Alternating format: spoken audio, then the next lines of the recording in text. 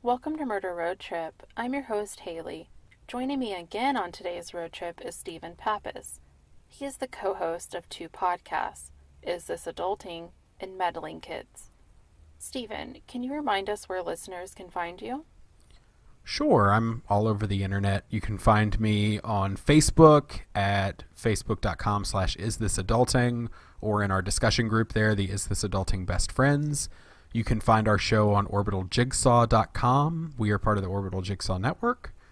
Or you can find us on Twitter at isthis_adulting. You can also find Meddling Kids on Facebook, and our Twitter handle is Meddling Kids Pod. Thank you for being my road trip buddy for 2 weeks in a row. Sure, thanks for letting me come on. This week we will be snacking on tasty cakes as we make our way from Chicago, Illinois to Philadelphia, Pennsylvania to discuss part 2 of America's first serial killer, H.H. Holmes. Are you ready to go? I'm ready. Part 2.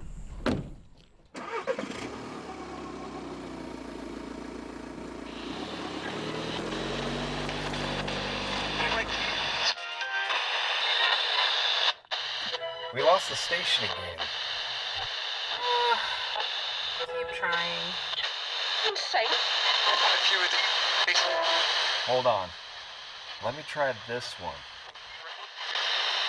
Stop. That's it. Turn it up.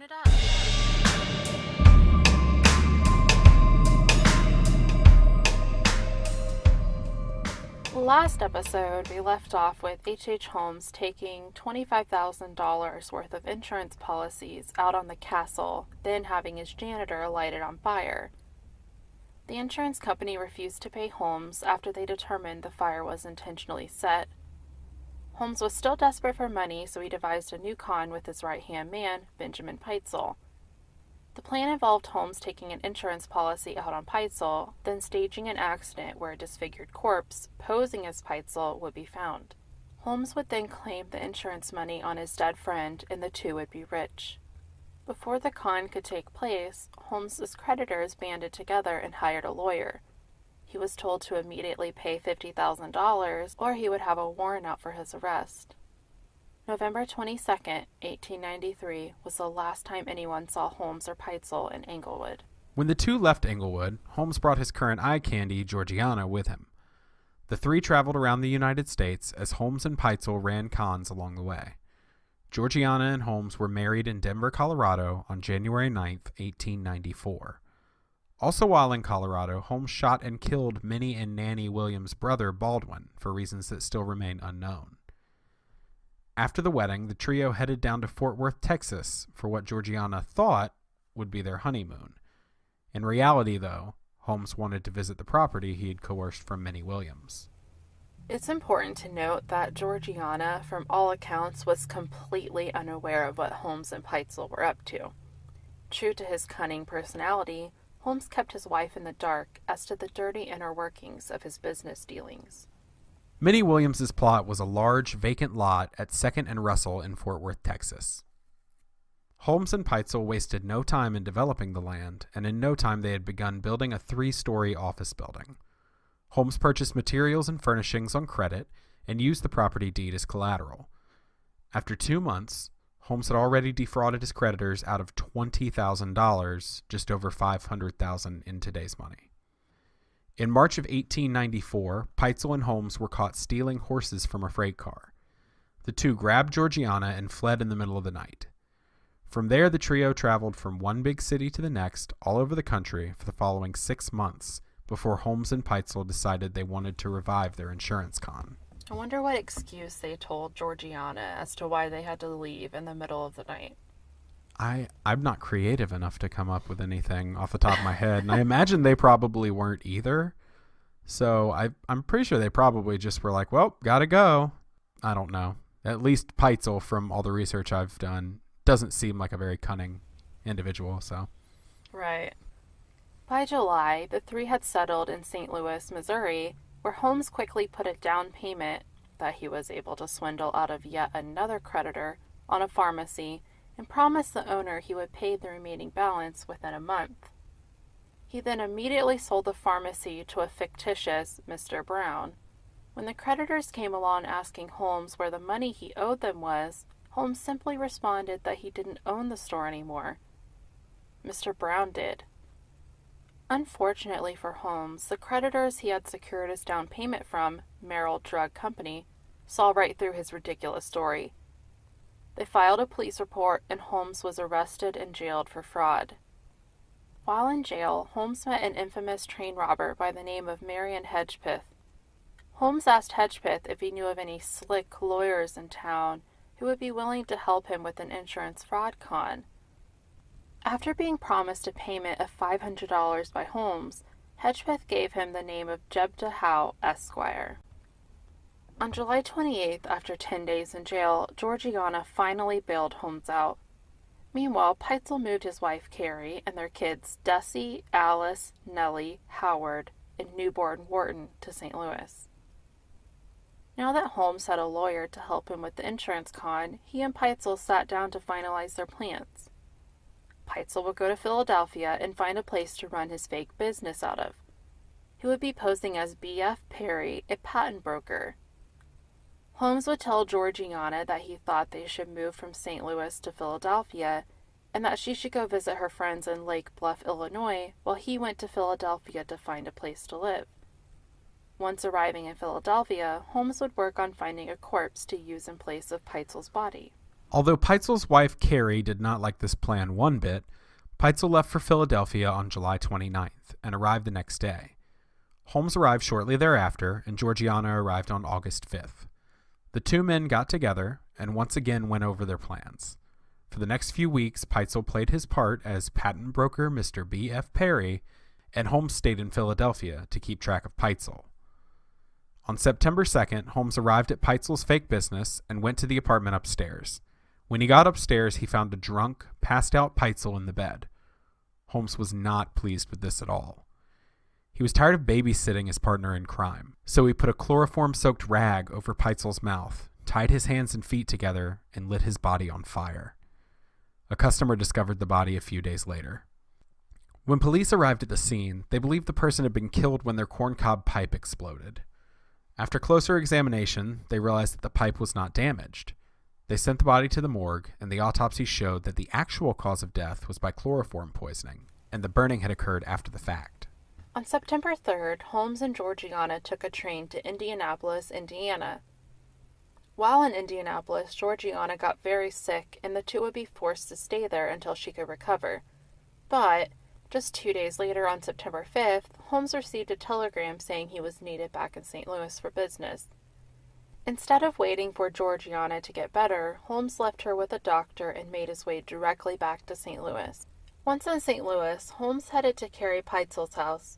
Upon his arrival, he found a very upset Carrie. Although she had known about the insurance con, she couldn't help but to be devastated when she read a newspaper article about her husband's death, under his alias, of course. Holmes reassured Carrie that the body she read about was not actually her husband's, but of a random man's corpse. Before leaving, he told Carrie to head to their lawyer's office the next day to file the insurance claim. What a scumbag. Every time I hear that part of the story, that's all I can think is you just told this woman that, oh, that wasn't your husband. That was the person that we said we were going to replace him with. And all this time, you're just, I don't know. I can't imagine. It was September 8th when the Chicago branch of Fidelity Mutual Life Association received a letter from Carrie Peitzel explaining that the dead man in Philadelphia, B.F. Perry, was really her husband, Benjamin. Fidelity was, of course, immediately suspicious, so they did some deeper looking into Peitzel's account with them. They found that the insurance policy was purchased less than a year prior to his supposed death, and that the last payment was made just a few days before his death. Fidelity sent one of their employees to Philadelphia to do a bit more investigating into the claim. Upon returning to the Chicago branch, the employee confirmed their suspicions and said that the whole thing was clearly a setup. The branch decided to thoroughly investigate Benjamin Peitzel and all of his acquaintances. Jebediah Howe and Holmes showed up at the Peitzel household on September 9th. The two men told Carrie that they needed to bring her to Philadelphia to identify Benjamin's body. Carrie said she couldn't because she was ill and that she needed to stay and care for her newborn Wharton. She suggested that her oldest daughter, Desi, go in her place. The two men thought this was a terrible idea.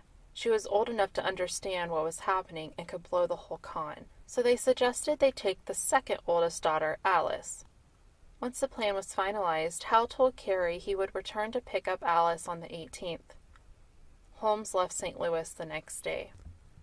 Meanwhile, the Chicago branch of Fidelity received a letter from Peitzel's lawyer, Hal, stating that he was heading to Philadelphia to identify the body and to collect the insurance money. This letter did not stop them from looking into Peitzel's acquaintances. The company struck gold when they heard about Peitzel's previous business partner, a man named Henry Howard Holmes, and his infamous large building located in Englewood, Illinois. When Fidelity employees arrived at the Englewood building, they noticed that the top 2 floors had sustained fire damage. While visiting, they also talked to a gentleman that told them about Holmes's wife, Myrta. The employees went to visit her next. They gave Myrta a fake newspaper clipping about the burned Philadelphia man. After they left, she mailed the clipping inside a letter to Holmes. It was September 11th when Holmes arrived back in Indianapolis to pick up his wife, Georgiana, from the doctor's office. They packed up her things and checked into a hotel. Holmes received Myrta's letter on the 15th. The letter warned him that men were looking for him and asking questions. The newspaper clipping caught Holmes's eye. It said that the burned body was in a Chicago morgue, not a Philadelphia morgue. At this point, he realized the clipping was fake. He told Georgiana he had to leave for Philadelphia for business, but that was a lie. He was really headed to Ohio. True to his word, Hal did pick up Alice on the 18th. The two boarded a train for Washington, D.C. with a stop in Cincinnati to change trains. Much to Alice's surprise, Holmes boarded the train heading away from Cincinnati. Holmes sat down with Alice and coached her on the way she was supposed to behave when they went to identify her father's body. Hal and Alice got off the train in D.C. This was to ensure that no one saw Hal, Holmes, and Alice all get off at the same station. From there, Holmes continued on to Philadelphia. When Alice and Hal arrived in Philadelphia on the 20th, she wrote to her mother to tell her they had arrived. Hal, Holmes, and Alice soon individually met with the Philadelphia branch of Fidelity. Each meeting was to ensure that the descriptions of the dead man matched their descriptions of Benjamin Peitzel. Hal also brought proof that the dead man was Peitzel, the proof being letters between Carrie and the alias B.F. Perry. When the meetings adjourned, everyone agreed to look at the body on the 22nd. During the viewing, they were looking for distinct marks that matched everyone's description of Peitzel, a mole on the neck and a scar on the leg. Holmes helped the undertaker examine the body in order to prove the markings were there. The next day, both Alice and Holmes provided sworn affidavits stating that the corpse was indeed that of Benjamin Peitzel. Next, Holmes told Alice that Hal was going to stay in Philadelphia to get the insurance money, and he would escort her home to her mother in St. Louis after a brief stop in Indianapolis. But when they got to Indianapolis, Holmes told Alice that he had spoken to her mother and the plan had changed. He explained that her mother, Carrie, wanted to move the family away from St. Louis, but first wanted to visit her parents in Galva, Illinois. The new plan was that Alice would stay in the hotel in Indianapolis, while Holmes went to St. Louis to fetch 2 of her siblings, Howard and Nellie. The other 2 siblings, Desi and Wharton, would be accompanying their mother to Galva. On September 25th, Holmes stopped by to see Georgiana in her Indianapolis hotel before boarding his train and traveling to St. Louis. The next day, he went to visit Carrie. Holmes explained to Carrie that Peitzel was in Cincinnati, and he wanted to see her, but he had to go south to hide. Holmes told her that he and Peitzel had a plan. Due to the fact that investigators were looking for a lone woman traveling with 5 children, it would be much safer if Holmes took Nellie and Howard with him to Indianapolis to get Alice, and then the 4 of them would head to Cincinnati, where Holmes had already rented a house for the Peitzel family. He would leave the 3 children with his cousin Minnie until Carrie arrived with the remaining 2 children. Carrie would take Desi and Wharton to go visit her parents in Galva, and then meet him and Peitzel when the coast was clear. Carrie agreed, and 2 days later she met Holmes and Hal at the train station to hand off Nellie and Howard. Prior to picking up Nellie and Howard, Holmes wrote to the hotel Alice was staying at and requested that they bring her to the Indianapolis train station on the 28th. Once the train arrived from St. Louis, Alice boarded the train headed towards Cincinnati and was reunited with her family once again. When Holmes and the 3 children arrived in Cincinnati, they checked into a hotel. The next day they switched hotels, and Holmes told the children he was taking Howard out on an errand to find a house for the Peitzel family to rent. In reality, though, Holmes was looking for a place to kill the children. It wasn't long before Holmes signed a lease and hired laborers to move a huge stove and nothing else into the rental home. But much to Holmes' chagrin, a neighbor noticed the movement, so he abandoned his plan. He visited the neighbor the next day and told her that he wasn't going to be moving in after all. She could have the stove free of charge if she wanted it. Later that day, Holmes and the children moved to a hotel in Indianapolis. 2 days later, he told the Peitzel children that he would be leaving for St. Louis to get the rest of their family. Before heading to St. Louis, Holmes stopped by Georgiana's hotel to check in with his wife. On October 2nd, Holmes picked Carrie up and the two headed to Hal's office.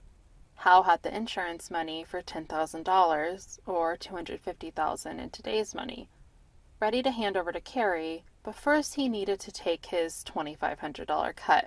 Then Holmes told Carrie that Benjamin owed him $5,000 and he needed $1,500 for his expenses, plus $100 for caring for the children.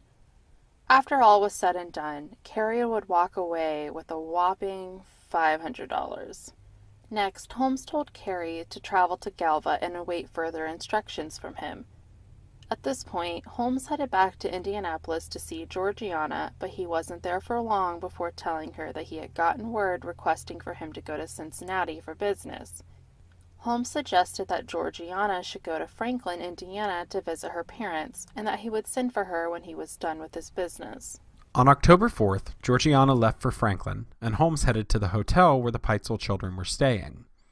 He told the children that their mother went to Galva again, but to cheer them up, he took them on a shopping spree. He then dropped the children back off at their hotel that evening and said he would return the next day. While the children were alone in the hotel, Holmes went to a local repair shop. He explained to the employee working that he was a doctor and asked if they could sharpen his surgical tools. They told him they could, so Holmes left his tools with the repair shop to be sharpened and headed out on his search to find a rental home. He was able to settle on one that same day in the outskirts of the Indianapolis suburb Irvington. That evening, Holmes returned to the children's hotel and told them that he would be taking Howard to stay with his cousin, Minnie, until their mother arrived in Indianapolis. From there, Holmes took Howard straight over to the rental house where he drugged the child and cut his body to pieces using his freshly sharpened tools. 4 days later, a coal stove was installed in the barn next to the new rental home. Holmes then used the stove to burn Howard's dismembered body. Meanwhile, Marion Hedgepeth was sitting in jail waiting to receive the $500 Holmes owed him for introducing him to the slick attorney Jepta Howe when he read about a burnt man found in Philadelphia. Angry that he hadn't received the money he was promised, Hedgepeth wrote a letter to Fidelity explaining that Holmes had told him about the insurance con. Fidelity received the letter on October 9th, and after securing an affidavit from Hedgepeth, Fidelity employees set off to Philadelphia in an attempt to track down Holmes. The next day, Holmes returned to the Indianapolis hotel to pick up Alice and Nellie. While at the hotel, he wrote a letter to Georgiana asking her to meet him in Detroit, Michigan. Holmes and the 2 children then left the hotel and got on a train to Detroit. While on the train, Holmes recognized a familiar pair of legs. It was Georgiana. She was on the same train as him and the children. He told the girls to stay in their seats and get off once they arrived at the Detroit stop, at which time he would come and get them. He then left them and went to sit with Georgiana. When the couple arrived in Detroit, Holmes booked a hotel for the 2 of them. At around midnight, he left to pick up Alice and Nellie at the train station. Once the girls had arrived, he escorted them to a separate hotel he had booked for them, dropping them off there and heading back to the hotel he was sharing with his wife. The following day, Holmes went out searching for a secluded rental house where he could kill Alice and Nellie. At this point, Holmes wrote a letter to Carrie requesting that she meet him and Peitzel in Detroit on the 14th. When she arrived, Holmes explained that her other children were actually in Indianapolis being cared for by a widow he had met. He then checked Carrie and the 2 children with her into a hotel. He said he would take her to Indianapolis after he had a chance to meet up with Peitzel and figure out the plan. The next day, Holmes arrived at the house he had rented. He dug a 4-foot-long, 3.5-foot wide, 3.5-foot deep hole in the rear of the cellar. But before he could kill Alice and Nellie and bury them in the freshly dug hole, Holmes received a telegram saying that there were men who were still out looking for him. With this news, Holmes immediately rushed back to Georgiana's hotel and told her he wanted to take her to Canada. He then informed Carrie that the plan with Peitzel had changed once again. He was leaving for Toronto, Canada, and they needed to do the same the next day. Next, Holmes returned to the girls' hotel room and gave them their train tickets to Toronto. From there, he picked up Georgiana, and the two traveled to Toronto, where they booked a hotel room. Shortly after, Holmes left Georgiana at the hotel and went to the train station to pick up Carrie. Upon picking her up, Carrie asked where her husband was, and Holmes informed her that Peitzel was currently in Montreal, but would reunite with them in Toronto once Holmes had secured housing for the family. The following day, Holmes picked Nellie and Alice up from the train station and brought them to the hotel, at which point he began his search to find another secluded rental home. By the 24th, Holmes had successfully found a rental home in Toronto on St. Vincent Street. He immediately got to work on taking all the necessary steps to bring the house up to his standards. He hired movers to bring in an old mattress, bed frame, and a large trunk into the house. He then went over to his neighbor's house and asked to borrow a shovel. He planned to dig a hole in the cellar to bury potatoes in. The next day, Holmes brought the two girls over to see their new home. Once there, he somehow managed to coerce the girls to get into the trunk he had delivered to the rental house the previous day. After successfully getting the girls to get into the trunk, Holmes immediately slammed the lid shut and padlocked it. Next, he threaded a gas hose into a pre-drilled hole in the trunk, and then waited as the gas quickly consumed the trunk, slowly killing the innocent young girls. Holmes later buried Nellie and Alice in the holes he dug and invited the movers back to the house to remove the trunk. While out shopping that same evening, Holmes ran into Carrie. He panicked and demanded that she needed to flee to Toronto immediately. People had discovered their whereabouts and she needed to protect herself. Holmes then returned to Georgiana at the hotel and told her he wanted to travel to Germany. He just needed to tie up a few loose ends first. Following Holmes's instructions, Carrie and her two children traveled to Augustenburg, New York on the 26th. Holmes and Georgiana also arrived in Augustenburg on the 26th. Once there, Holmes met up with Carrie and told her that he would be traveling to Burlington, Vermont, but that she needed to stay in Augustenburg until November 1st, at which time she could take the early train and meet him in Burlington. He's really playing a shell game here, isn't he? Oh yeah, it's just unraveling so quickly.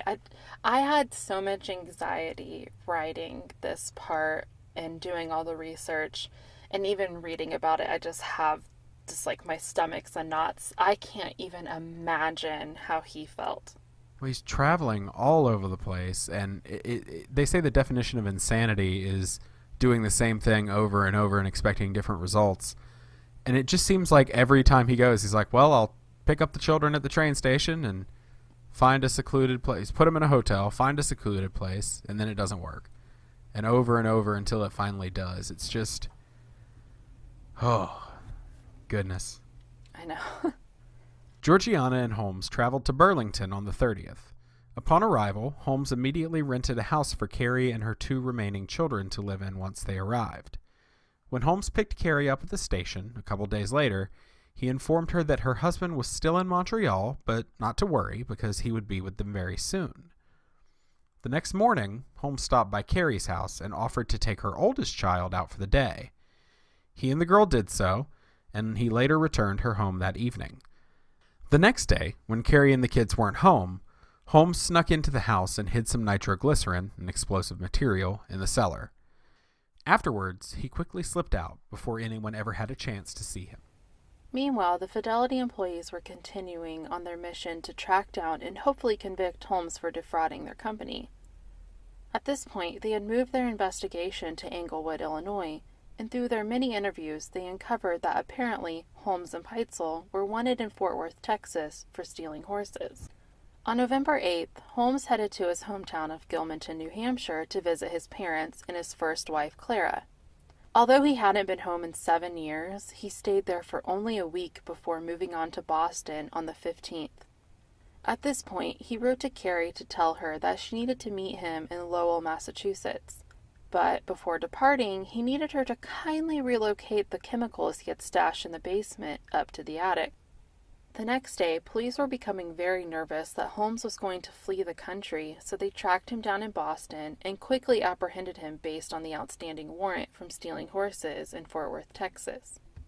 On the 17th, Carrie received Holmes's letter about the chemicals. By this time, she had become very suspicious of Holmes's motives and had finally lost trust in him. So rather than moving the bottle of chemicals up to the attic as she had been instructed to, she chose to bury it in the backyard. Carrie soon received a second letter from Holmes, this time asking for her to meet him in Boston. However, little did she know, this time the letter was not actually from Holmes at all. This letter was a decoy created by police. Shortly after receiving the fraudulent letter from police, Carrie's house would be discovered completely engulfed in flames. Thankfully, though, she, Desi, and Wharton had already safely made it to Boston. However, unfortunately for her, a police detective was waiting for her upon her arrival. By the 19th, the police had brought Carrie into the station so that they could talk to her. During her interrogation, Carrie admitted to knowing about the insurance fraud, but insisted that her husband, Benjamin, was still alive. When asked about her children, Carrie told them about the plans Holmes and Peitzel had created. After hearing this information, police became concerned about the whereabouts of Carrie's children. I tried to put myself in Carrie's position here. She's sitting in this interrogation room. She truly believed that her husband was still alive. Not only did she believe her husband was alive, but she believed her children were alive too. Just that feeling of dread that came over her when police started questioning her about where her children were. I'm sure it just had to be like a breaking the glass moment, and she just realized all the mistakes she had made and everything she fell for. I just can't even imagine how that felt for her. No, I'm sure it was devastating just in that moment to realize everything she had thought for the last however long this has been. I mean, it feels like it's been going on for years. Right. Everything that she had thought is a sham. And to us on the outside, knowing everything we know about Holmes, it's really easy to be like, oh my God, Carrie, how stupid can you be? But honestly, he was so good at charming people, and it was a different time back then, that I don't think it's that hard to believe that she allowed her husband's business partner to take her kids. And like I said, he was charming, and so I'm sure she did believe him. And she thought her husband was involved in all of this too. It wasn't just like a stranger was taking her kids. She thought her husband was making these plans. And so I try really hard not to judge Carrie because she just thought she was doing what she was supposed to be doing. Right. I don't think it's fair to place blame on her, especially when, like you said, she thought that she thought her husband was helping make these plans. So of course she's going to trust what her husband wants for her children. Exactly. Over the next 8 months, detectives continued to search for Benjamin Peitzel and the missing Peitzel children. On July 15th, 1895, police finally discovered the bodies of 2 of the children, Alice and Nellie. They had been buried naked in the cellar of the St. Vincent Street house in Toronto. Alice was found laying on her side with her head to the west. Nellie was laying on her face, crossways, with her legs resting on Alice's body. Nellie's feet were missing. After talking to Carrie, police determined that her feet were most likely removed because she was club-footed, and they believed the killer didn't want her body to be easily identified. Although police were 100% certain that the bodies were those of Nellie and Alice, they still needed a family member to officially identify them. They quickly arranged for Carrie to travel to Toronto on July 18th. Due to the nature of the bodies, Carrie was only allowed to see Alice's hair and teeth and Nellie's hair. Upon seeing the hair and teeth, Carrie immediately identified them as Nellie and Alice's, and the children were given a proper burial the next day. Finding Nellie and Alice led the police to the decision to search the castle in Englewood. The search began in the castle's cellar on the 19th. After realizing how big the cellar truly was, police decided to come back the next day with a crew. On the second day, a Saturday, the police and the crew found a singed woman's slipper and silk garment in the cellar. They also found a wooden tank in the south wall. After noticing the horrible odor permeating from the tank, they decided to leave it and call a plumber in to help. Next, police searched the second floor and were dumbfounded by their design. The third floor was also searched. Inside the large stove, they discovered the buttons of a dress, as well as a gold chain. The gold chain was taken to the jeweler's downstairs, and the jeweler said he made the chain for Holmes, who had given it to Minnie. They also found a clump of long, charred hair in the stove's chimney. When the plumber arrived, he and a few others headed down to the cellar. Because it was dark, someone lit a match, and the cellar immediately exploded. Luckily, no one died. When the smoke cleared, they re-entered the cellar, and then were successfully able to clean and board up the tank. I cannot even imagine how bad that smelled. No, I cannot imagine. And then you go down there to try to solve the problem, and you light a match, and the place just goes up. Mm-mm. It's just, ugh. It really, I know, like you said at the end of the last episode, it really does feel like a movie by this point. I know. On Sunday, police didn't find anything other than a woman's garment. On Monday, they found a woman's shoe in a padlocked storage chamber on the west end. Police broke the lock and found a bloody noose inside. On Tuesday, police found a partial skeleton in a quicklime vat. The vat contained the ribs and pelvis of a child between the ages of 4 and 8. After finding the skeleton, police began culminating a list of possible victims. The list included Pearl and Julia and the Williams sisters. When police asked Holmes about their whereabouts, he said he never killed Pearl, but Julia had died from a botched abortion in the castle. He told police he did not kill the Williams sisters. On July 26th, police got in contact with Holmes's freelance anatomist, Charles Chappell. Chappell helped police find 2 mounted skeletons and a trunk full of bones. Over the next week, police found a section of a skull, a hip socket, a shoulder blade, and parts of a collarbone in the castle.